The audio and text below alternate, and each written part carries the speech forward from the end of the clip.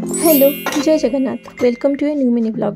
घर फेरला बेले आमे माने आम सहित बहुत सारा मेमोरीज आम बाड़ी बहुत फ्रेश फ्रेश परिबा आ साग नहीं पारिथिलु।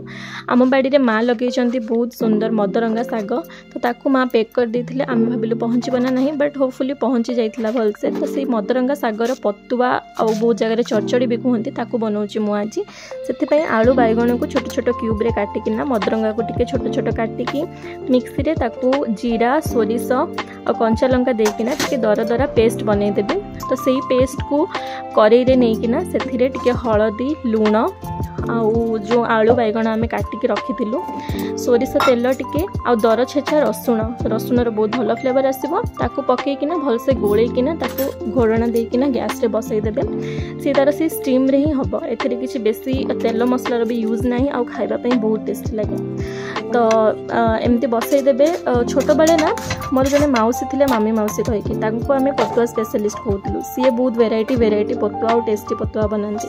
सेमती बाहागर पर आउ गोटे पतुआ स्पेशलिस्ट पाइली मु मो माँ माने सासू तांकठु मु मदरंगा पतुआ बनैबा शिखिली। आउ पतुआ सहित पखाळ आउ टिके पाग पानी ओडिया मानकर तो बहुत प्रिय खाद्य एटा। पतुआ बहुत टेस्टी बनैथिला। Thank you for your precious time. Bye.